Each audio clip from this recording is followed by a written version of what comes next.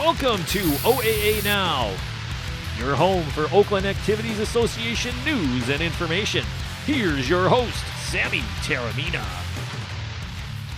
Welcome to OAA Now. I'm Sammy Taramina, blogger of the Dragon's Den, blogger inside the OAA, and one of the hosts between Taramina's and Orion Neighborhood Television. I'd like to welcome our friends watching from Oxford Community Television and also those watching on YouTube. A lot of news coming up around the league this week. Of course, a lot of boys basketball news around here. Of course, new coach at Oxford, and two coaches out at their respective schools. Also, we have the fallout from the KLAA's 10 schools leaving the league effective the 2017-2018 school year, and if interested, what the OAA can do and what they should do.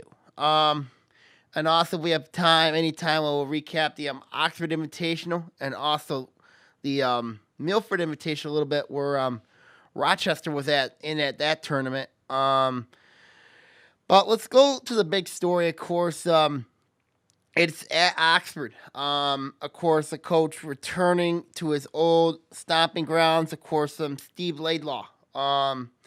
He was confirmed to be the new head coach at Oxford via his Facebook. You could take a look at the Facebook post on my blog at Inside the OAA at Sammy/Taramina at blogspot.com. But when you look, or you can go on Google and write down Inside the OAA, and there is a link to the blog right there. But Laidlaw coming back to Oxford symbolizes that a lot of former great coaches from the middle 2000s are coming back into their old schools. Of course, when you look at the what is going on, of course, we all know Gary Fralick's been at Troy for a long time, and now you bring in and then of course you've had Tim Morton coming back to Avondale, and then you have the addition of then last year with Jim Manzo coming back to Orion from his retirement. It's just a lot of people, a lot of coaches, especially from the mid-2000s, wanted to get back into the game. Now, Laidlaw, of course, really has been in coaching throughout, ever since 2003. Of course, he was the varsity coach at Oxford for 6 years, from 2003 to 2009. Finished the year, he was 51-97 as head coach. From that stretch, of course, Laidlaw's teams were in the Flint Metro League. And then an ugly a fallout with the school board, led to his resignation from Oxford back in 2010. And then there, he decided to become the head coach, the assistant coach the assistant coach / junior varsity coach at Avondale for 6 seasons. Where he was very successful as a head coach over there at Avondale, of course. And then, of course, now deciding on coming back to Oxford. Of course, Oxford's got a new board, new athletic director, and it looks like everything is like happy as can be over there at Oxford, with Laidlaw coming back into the fold.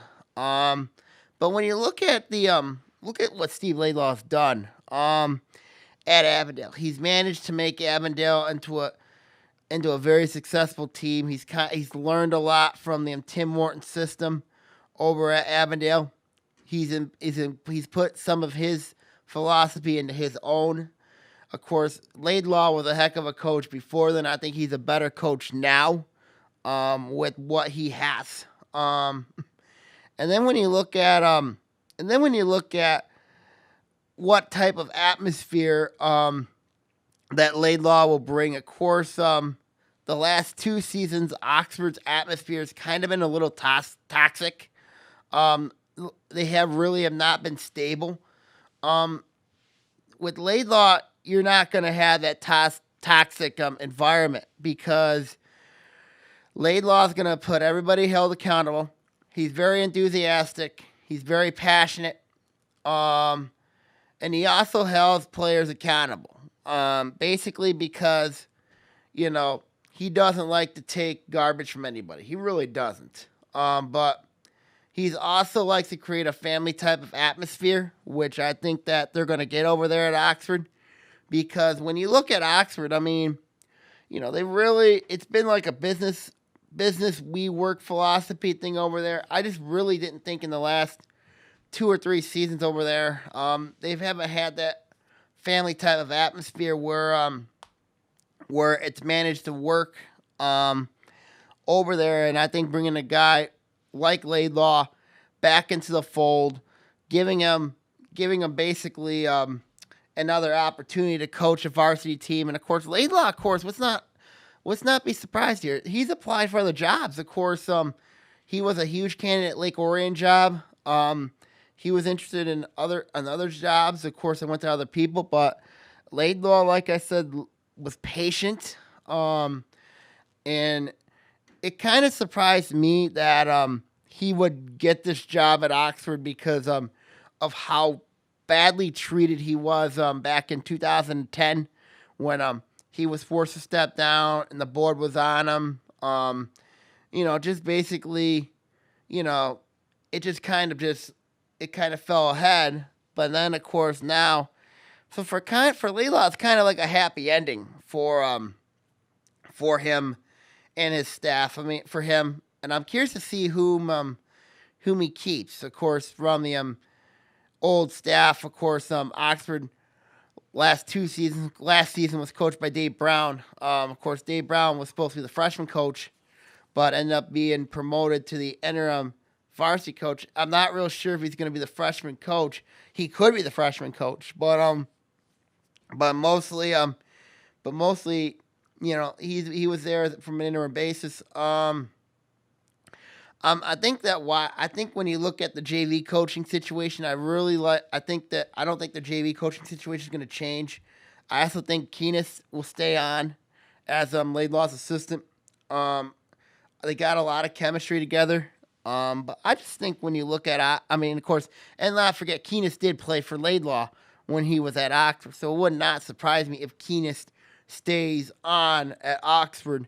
And I think it's a good move because Laidlaw promotes that family-like atmosphere, and I think he's going to bring that stability there. I think he's going to bring that opportunity, with the Wildcat, with Oxford. I think Oxford could, I think Laidlaw's hire, I think it's a good hire for Oxford. I really do because of what I just said, but he brings accountability despite the record, even though he was 51-97 as a coach. But you could tell later in the year that Laidlaw finally started to turn it around a little bit. Of course, he had a really nice year in 2000. He had a bounce back year, but my senior year, it was 10 years ago at high school. But he's a heck of a coach, a heck of a person, and to bring a guy who has a strong basketball IQ like Laidlaw, I think it's nothing but up for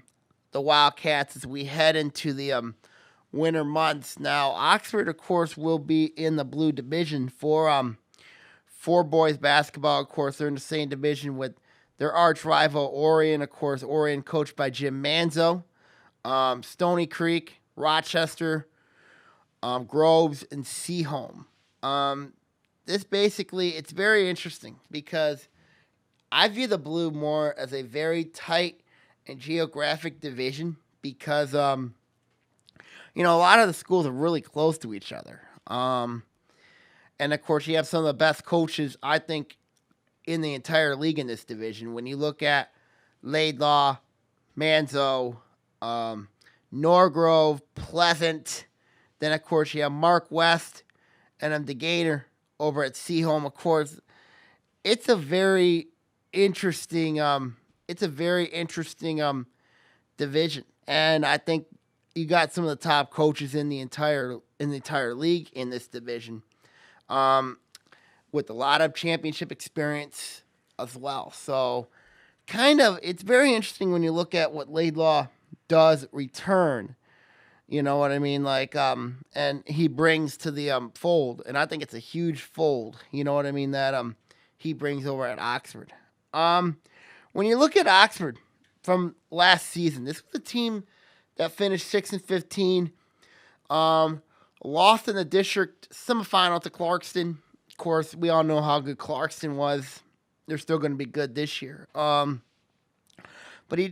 when you look at what Laidlaw does return, he returns some bulk of his scoring. He has a very good post in the interior, and Jordan LaBallas. And then, of course, you have a very good small forward in Ray Levine. Levine can score from anywhere. He can shoot threes. He can go inside. He can penetrate. You got LaVallis inside. Can go inside out. And then, of course, you have that diaper snapper and Jordan Jaden. Of course, Jaden is one of the best players in the entire league with what he can bring. He can score from virtually anywhere on the court. He can shoot it from half court. He can shoot it from mid-range. He can penetrate. I mean, Jaden reminds me a lot of David Gomez when he was at Orion. He's kind of like that same player. And I think he's going to flourish under Laidlaw's system. I think he's going to shine under that. When you look at what Laidlaw's done a very good job with good point guard, very good point guards. And, when Jaden is one of those players that can really benefit from Laidlaw's teachings. And also got Ray Levine. Of course, here's a guy last season that was injury prone. Middle part of the season, he had to wear a mask because he had a broken nose. I think that kind of bothered him. It's bothered his game a little bit.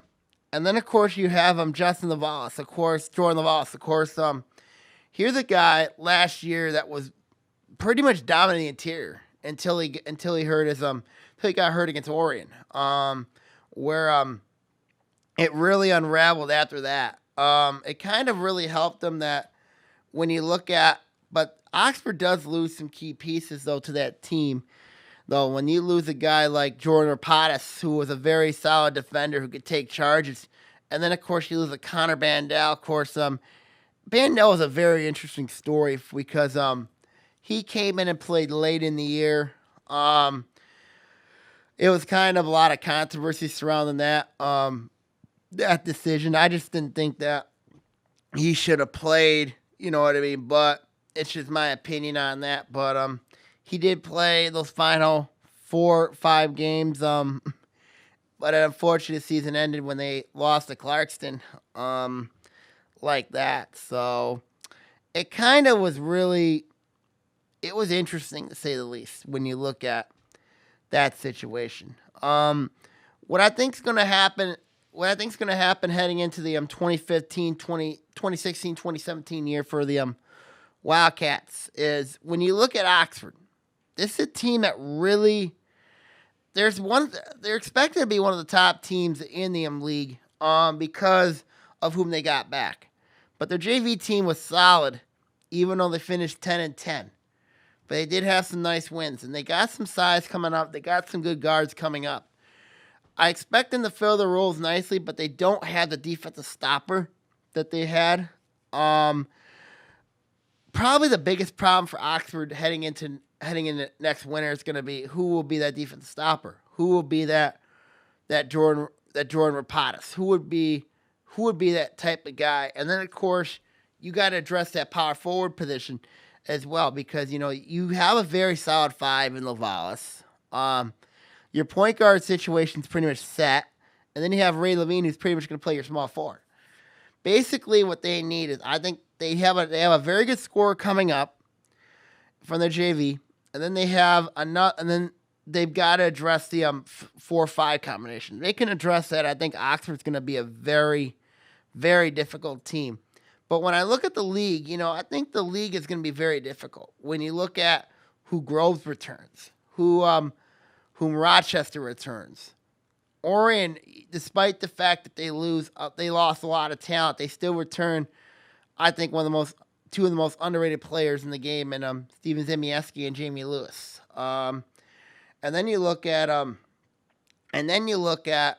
Rochester. Of course, they returned Hunter Schlashner, Ivan Barraza Duran, LaMarco Goldridge.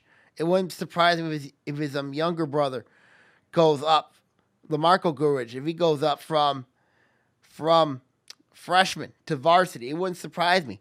And of course you have Groves. Of course they return. They have a very athletic They had a very athletic junior varsity team, along with Skip Shepna, who returns for the Falcons for Coach Mark West. And then Seaholm, let's not forget, they're solid as well. They're scrappy. They're not a bad team as well. I mean, and then of course Stony Creek, they lost a lot, but they do have a very solid underclassmen team. I really like this Beers kid a lot, who played freshman ball. I expect him to probably play in varsity his sophomore year. He's got the mechanics to be a very, very talented player in this league. And it's very interesting, to say the least, with him, with what he brings to the table. Of course, but with Stony Creek, we'll see what happens with them. But back to Laidlaw. I really think Laidlaw, I think his expertise will be used a lot at Oxford. His experience will be used over there. I think what's going to help him out is of course he knows the system. He knows Ian Smith Gymnasium pretty well. But end of the day, I just think that end of the day, we'll see what happens in this league, because we got a long time to decide that, and you got to deal with summer leagues. You got to deal with them, which I expect Oxford to be in some summer leagues. And also, let's look at the situation. Let's look at this situation. Of course, we still got football season to deal with, so a lot of work has got to be done for Coach Steve Laidlaw. You know what I mean? Over at Oxford, of course, he met the players. He felt really blessed to be back, at Oxford. Finally, feeling that chance and opportunity to coach a varsity team. For Oxford and their athletic department, it's one vacancy filled. Now the next one's the girls' basketball position. I really believe in that girls' basketball position. I've been hearing a lot that that job could be filled in about a matter of 2 weeks. So when you look, the Oxford girls' basketball situation, when I look at that one, I still believe Rachel Breyer will be the head coach over there. But there are a lot of other candidates over there that could still get it. When I look at maybe out now a Pointer, or maybe a Bob Bridges, or maybe one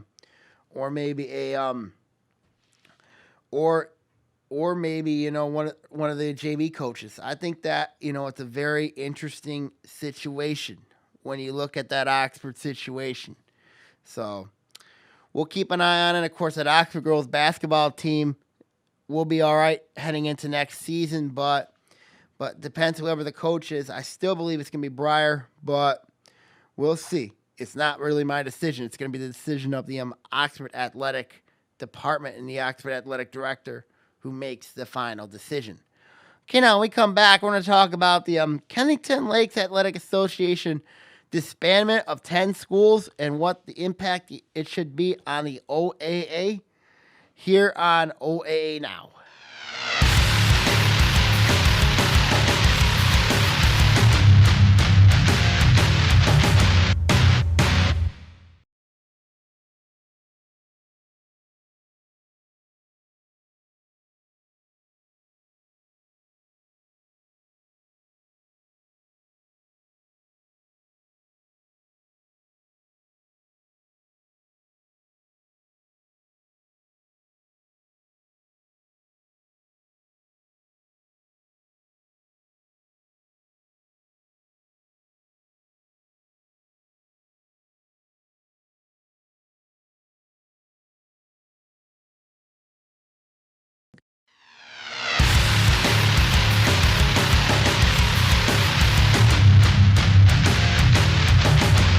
Welcome back to OAA Now. I'm Sammy Termina here.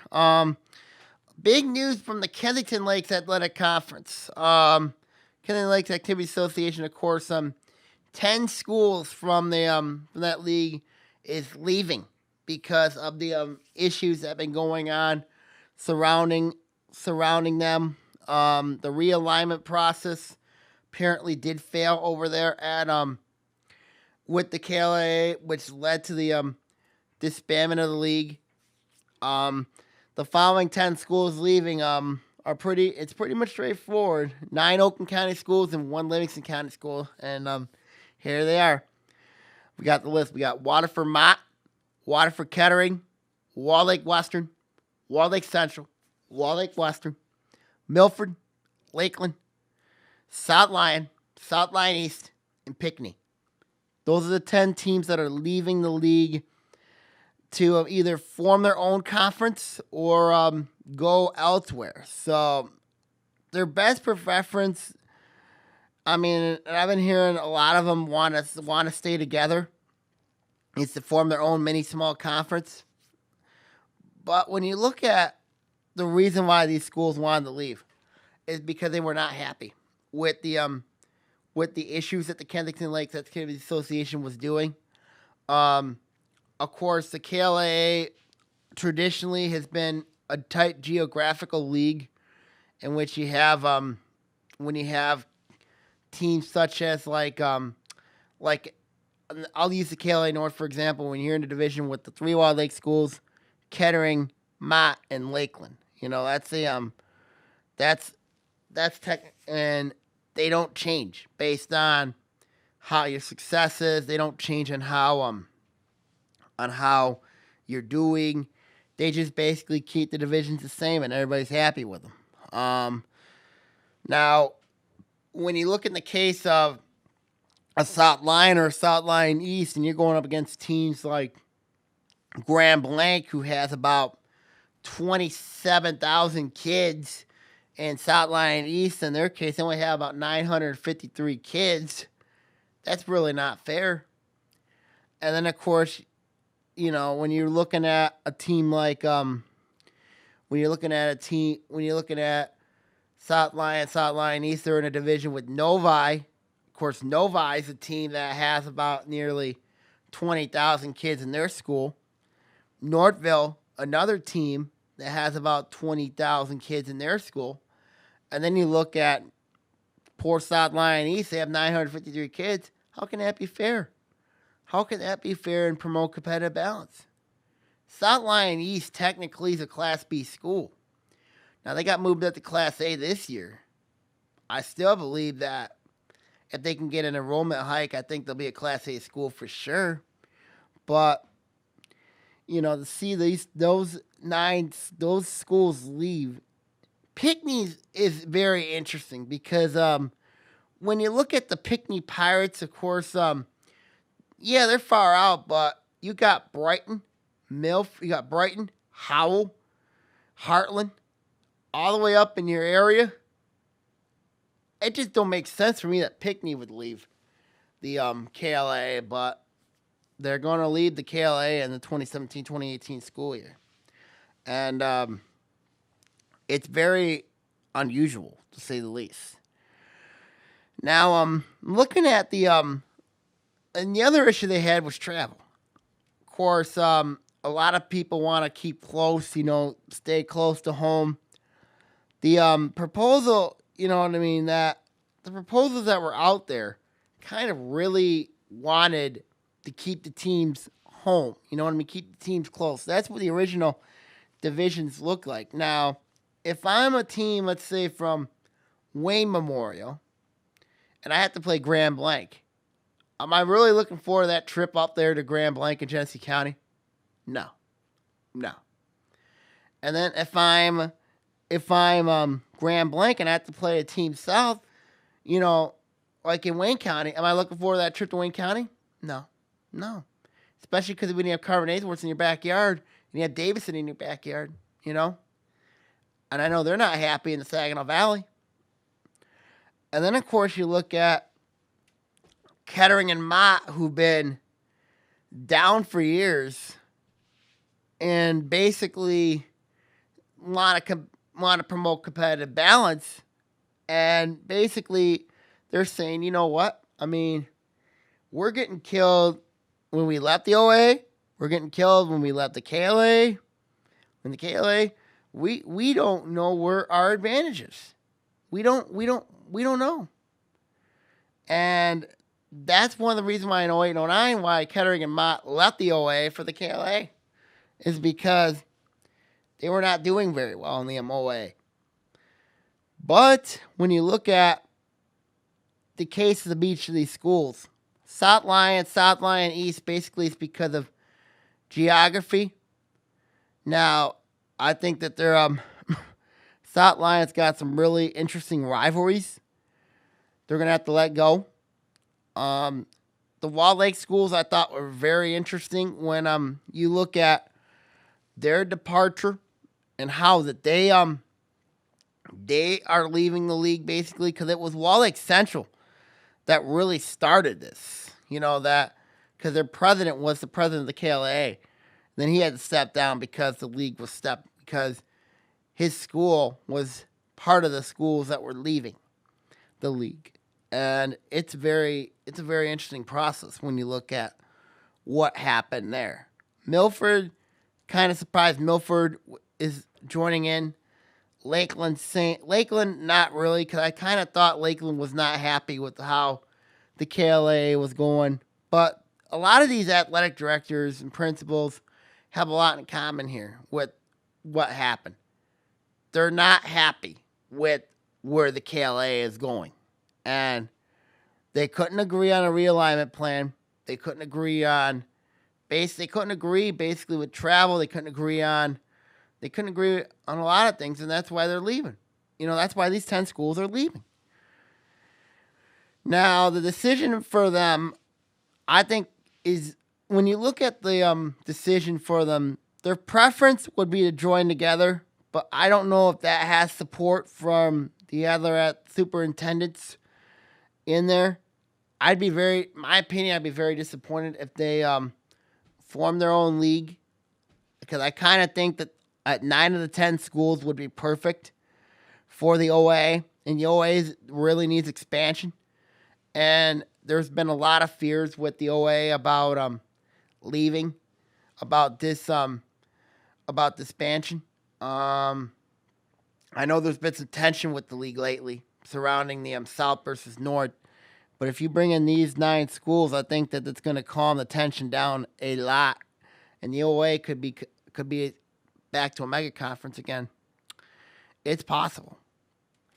Now, when you look at the case of Pinckney, of course, Pinckney, like I said, they're a school in Livingston County.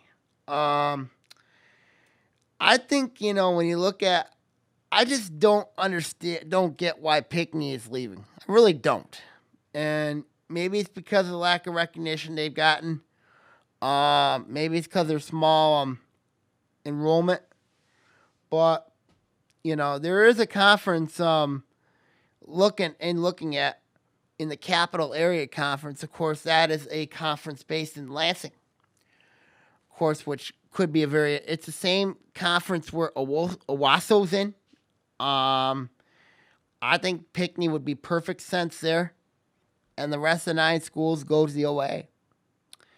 I think all 9 schools, all 9 Oakland County schools, if they decided to go to the OA, would make a lot of sense. Really would. But their main preference is to be together. I don't know if they will be able to be together. I'd be disappointed if they were, but why I think that 9 of those 10 schools would be perfect for the league. Of course, if Pinckney wanted to join the OA, it'd be a very difficult decision. It'd be very difficult because Grand Blanc has applied, Davison applied, and Lapeer applied. All of them were turned down by the league. And Pinckney, of course, is far west in Livingston County. I don't know if the league would look at Pinckney as they would with the other 9 schools. I think when you look at possible, and the OA really has got to take a look at this. They have to. A lot of schools will benefit from if these 9 schools were to join the OA. South Lyon East, pretty close to Farmington geographically, would have a really nice rivalry. Of course, South Lyon East probably with Harrison. Of course, Harrison's going to be disbanding as a school in the next 3 years. I could see rivalries with South Lyon and Farmington, South Lyon and Harrison. South Lyon and North Farmington, possibly. South Lyon East Harrison is mentioned. Maybe Farmington. I think South Lyon East is program. They're very talented. Their girls program, their girls basketball program is very talented over there at South Lyon East. I would think that would be a great rivalry there. Milford, Lakeland, of course, they're pretty close to West Bloomfield. And also Lakeland, of course, they're based in White Lake. I think they're very close to Clarkston. That'll be a great rivalry with them. The Walled Lake schools, like I said, middle part of Oakland County, Walled Lake West. It would be, and I think if it would be very interesting if a Walled Lake Western played a Clarkston or a Lake Orion.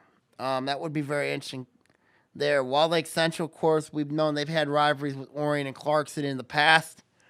Walled Lake Northern, kind of that new team on the block. Still, they played Bloomfield Hills tough. Their girls' basketball team is always solid. Of course, they have probably one of the most. They're probably going to have one of their best athletes ever in Courtney Callahan, who I think is going to probably be the best athlete that Walled Lake Northern's ever had in a long while. She's not only doing well in girls basketball, she's also doing very well in girls softball. And could you just imagine Courtney Callahan going up against the likes of Clarkston and Orion and Troy and North Farmington? And softball would be a very tough league, no doubt about that, if Walled Lake Northern were to come in. And I think that's going to be a very interesting dynamic, very interesting rivalry there. And then, of course, we have Kettering and Mott. Of course, both schools know very well. Of course, Waterford Mott's a team that really, they're all right. I mean, they're not bad. Kettering, of course, we know about the girls' basketball program, very powerful program. Mott, their football program, of course, they've gotten stronger with the addition of Keith Fields over there, transferred from Lake Orion. But when you look at Mott, I mean, football, basically one of their main sports. But when I look at the KLA and why they split, and the reason why they're always having problems, it all comes down to one sport. It really does. And that's the game of football. Because when you look at what happened in college football with conference realignment, you look at what happened was Kettering. The reason why the Big 12 split when Nebraska went to the Big 10, and why you seen was because of the Big 12. The Big 12 had an uneasy economic situation, but Nebraska was not happy. That's why they left the Big 12 for the Big 10, because of money. Now, the reason why football is important is because football controls a lot of basically what athletic departments do. Because you look at what's going on, you don't see this problem in the Macomb Area Conference because, one, the Macomb Area Conference is basically, it's a pretty big league. Everybody's happy with each other there. Of course, you have a conference that's based from St. Clair County, Macomb County, little slivers of Oakland County, and, of course, slivers of Wayne County. Basically, what that's telling me is the league is very happy. Whereas in the OAA's case, this is where they have to expand. Either that or disband. Because you look at adding schools, and these 9 schools definitely fit the Oakland County bylaws. They are Oakland County schools.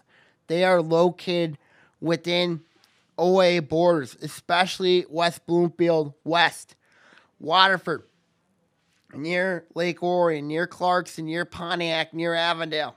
I mean, I think this is probably, I think, the perfect opportunity. If the OAA was smart, I'd say, let's look at you guys possibly. We'll have you guys join the league. We're going to have you guys be part of one of the top leagues in the entire state of Michigan. We always realign every basketball season every year. Um, you could play new competition. You could bring in new. You could bring in. I mean, like, and we could be a mega conference again. I think it's possible. I think 9 of these 10 schools. It makes a lot of sense.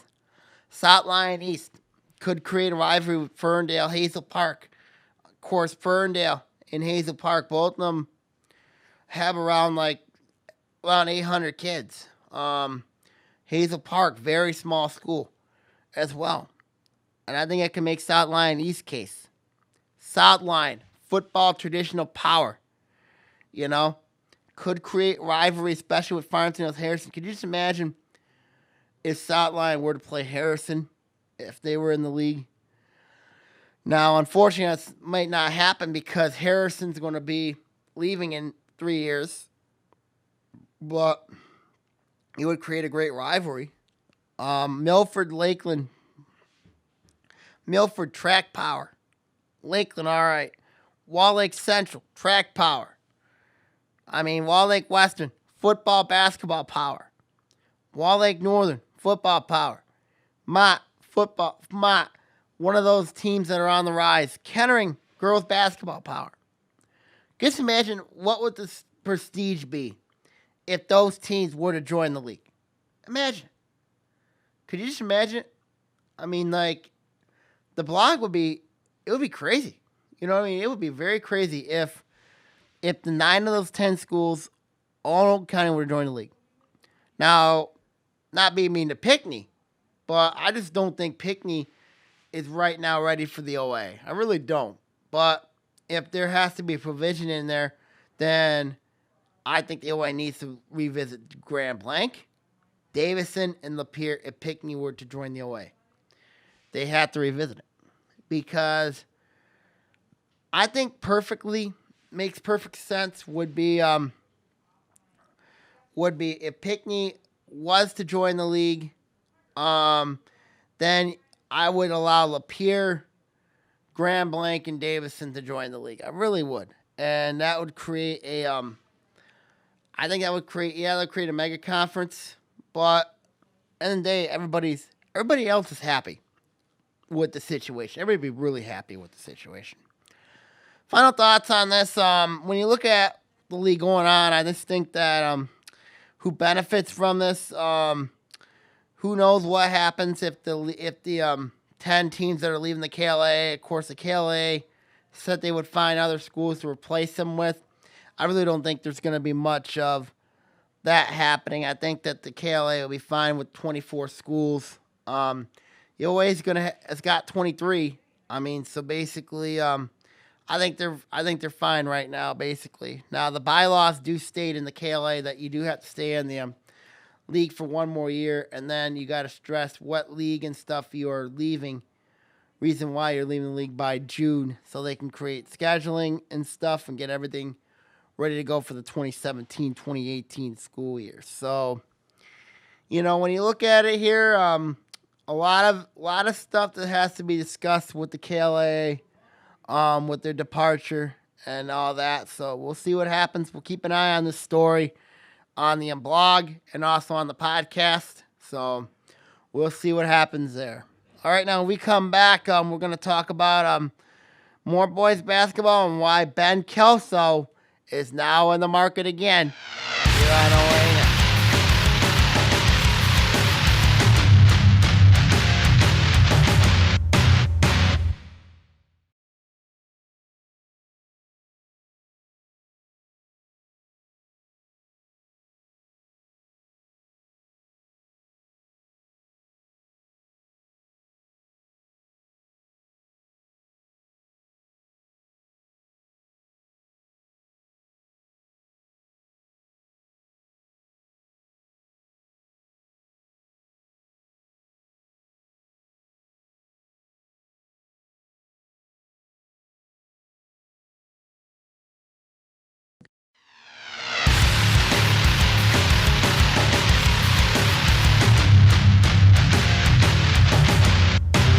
back to OAA Now. Sammy Tierman here for the final segment of the day.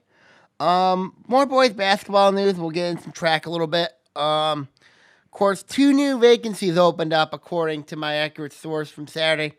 Of course, let's go with Berkeley first. Of course, Dave McGowan is out at Berkeley after 7 seasons.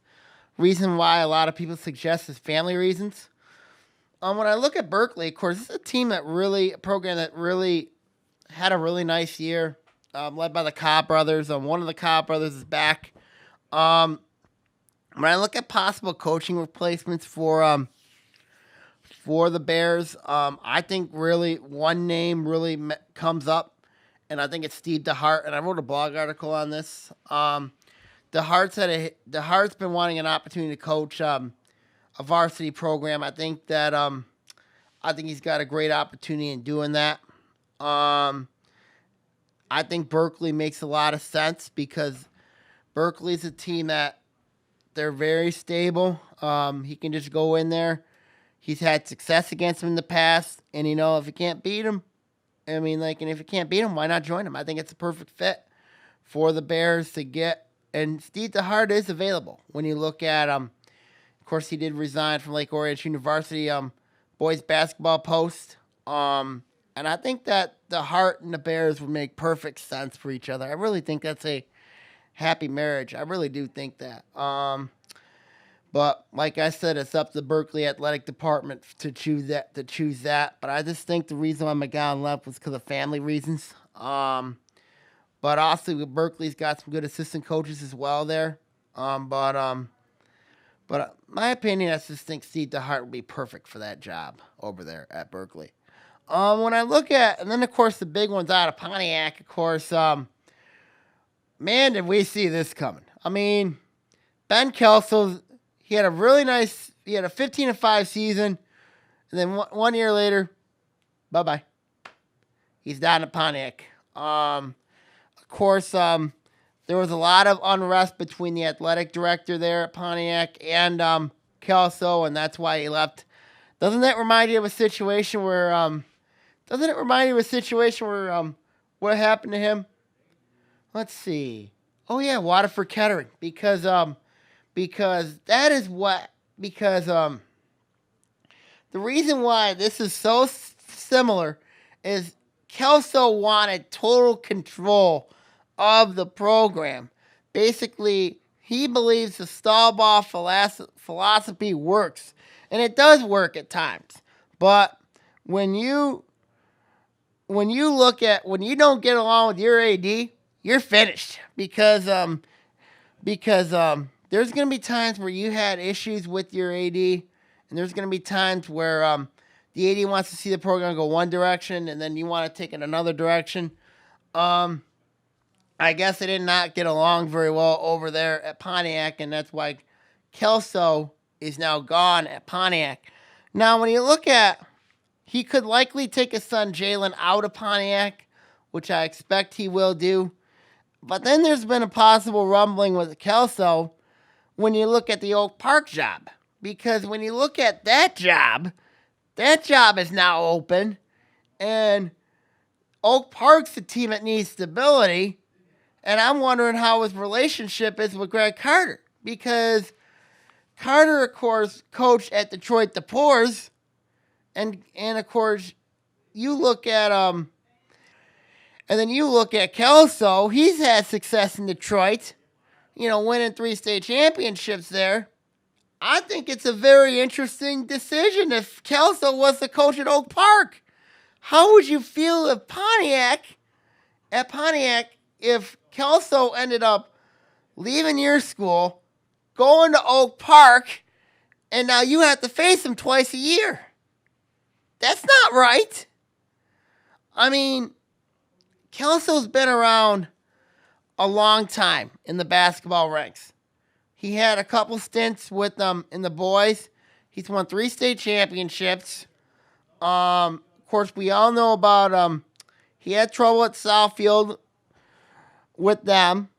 But Kelso out at Pontiac really tells me that this was not a stable job for him. And like he was at Waterford Kettering. This is a job that really does not. It really does not. I mean, like, Kelso can have a job for 2 years and he's out. And for Kelso, in my opinion, this is a guy that needs stability. This is a guy that wants total control of his program, basically create the program out of his own image. And a lot of these other schools, like especially Waterford Kettering and now Pontiac, they have basketball traditions. Of course, not much Kettering, but Pontiac especially. When you look at what Pontiac needed, they don't need a yeller who basically yells at them all the time. They need a coach that really cares for the kids. They need a coach that really, and those Pontiac kids, of course, we know that they've had a tough hardship. We know they've had it tough. When you look at the difference with Pontiac, of course, and I just didn't think Kelso would have been a perfect fit over there at Pontiac. And I just felt personally that when he got the job there at Pontiac, I just think disaster road with it. I just kind of thought disaster road with it. But when I look at Kelso now, of course, the reason why I didn't work at Kettering and Pontiac was because total control. Total control. That is the reason why it did not work. Now, with a lot of truth to the Oak Park job, I think it's got some somewhere. You know what I mean? I just think it makes a lot of sense if he were to coach the Knights. One, it's to stab the Pontiac's back, as I mentioned. 2, you're in a tough division. If the districts are the same in June, you are basically in the same district with the defending state champions, Detroit University of Detroit Jesuit, who's still going to be very good because they returned the 2 Nigerians, and they have a very good guard coming in. You're gonna have your hands full. And then, of course, you have the new Southfield Arts and Technology, who've got one of the best dynamic players in Michael Flowers.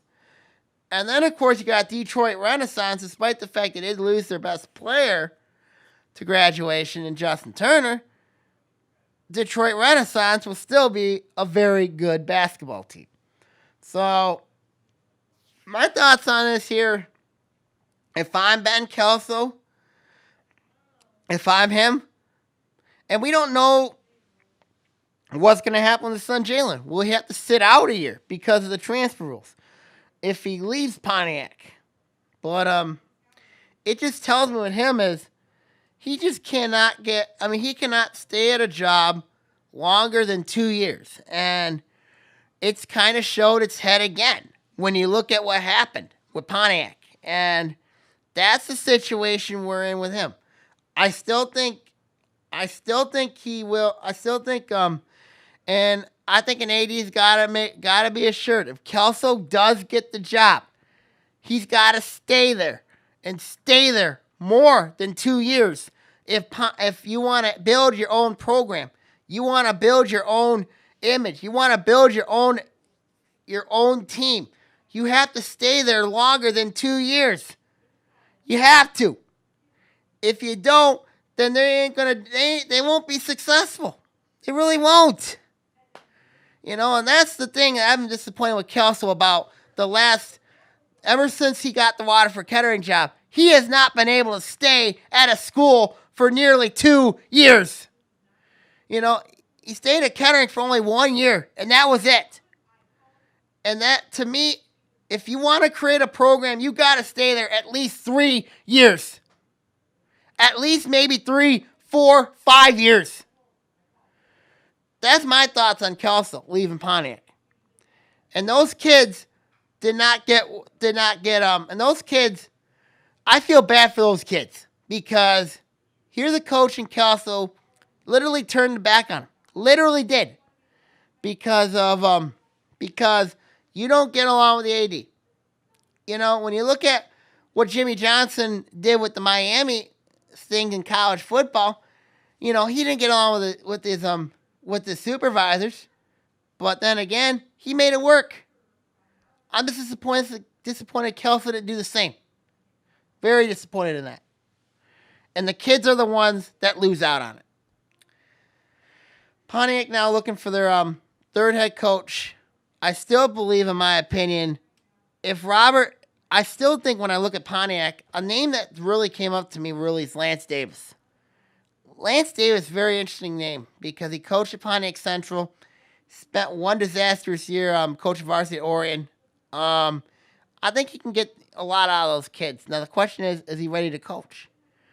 I think Lance Davis would be a perfect fit for that system. I really do. But we'll see. We will see. But I think Lance Davis could be a perfect fit, or even, but we'll see. We'll see.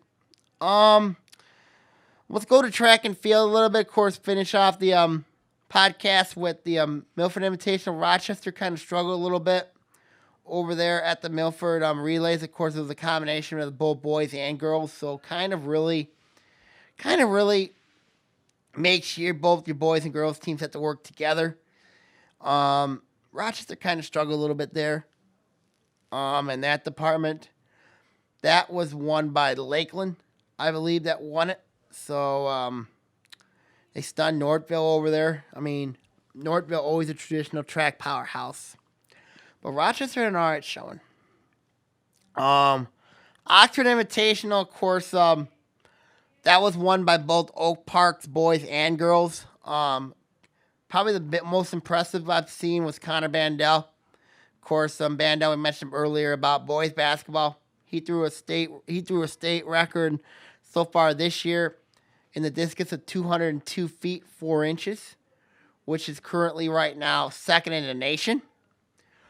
But when you look at Bandel, he's done a lot this year for that program in Oxford, and of course, their program really been successful. You know what I mean? George has done a very nice job of that program. But when you look at Oxford, that's their strength is the throws. I thought Lake Orion had a nice outing in the girls. The boys had an alright showing there. But Oak Park, like I said, they're very, very good. Their weakness, though, still is their field events, especially in both boys and girls shot and discus. Because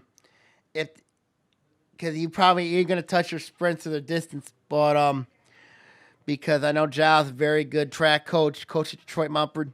But at the end of the day, I just think that when you look at Oak Park, this may be the best Knights team.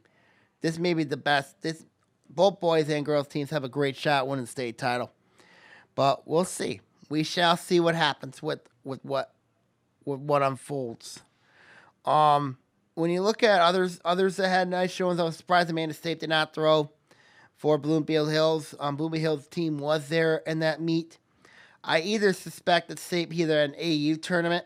She does play AU for the Michigan Storm team. Of course, we don't talk much AU basketball here, but been hearing she's getting back into playing shape. I'm doing very well over there at Bloomfield Hills since that injury she took against Orion. But kind of surprising she was not there for the Oxford Invitational. Kind of really was surprising. But a lot of interesting meets coming up. It's a tri-meet week for a lot of schools. Of course, you have the Red. In the Red, you got the two big ones. I think you got Stony Creek, Rochester, and Oxford going against each other. And then, of course, you have Orion, Adams, Clarkston. That's going to be very interesting. But like I said, we'll see what happens. We shall see what happens. And, of course, the White. We'll see what happens. So keep an eye up to date here on and of course, baseball, softball, of course, softball, very interesting. You mentioned my top teams earlier on. Earlier on in last week's pod. I still think when you look at the teams, I'm not sold on Troy still in softball. Baseball, I'm not sold on. A team oddly enough not sold on right now in baseball is Lake Orion, because when you look at them, they've had a tough stretch. They did put up 8 runs, though, against Rochester, but then they lost to Rochester 8-1 by that same score. So kind of really unfortunate situation when you look at it. So final thoughts. We'll see what happens this week throughout the league. All right, now I'm going to sign off here, everybody. Of course, keep an eye on the blog at Inside the OAA and also on the podcast for latest information regarding what's going on around the league and what if we do have any new teams join the league. Prayer and shout out to Prince. Prince sadly lost his life on Friday. God bless him. God bless his family. Like I said, we'll see what happens. All right, everybody, I'm signing off here. Good night. God bless, and see you next week. OAA Now is produced at Orion Neighborhood Television, Lake Orion's community media outlet.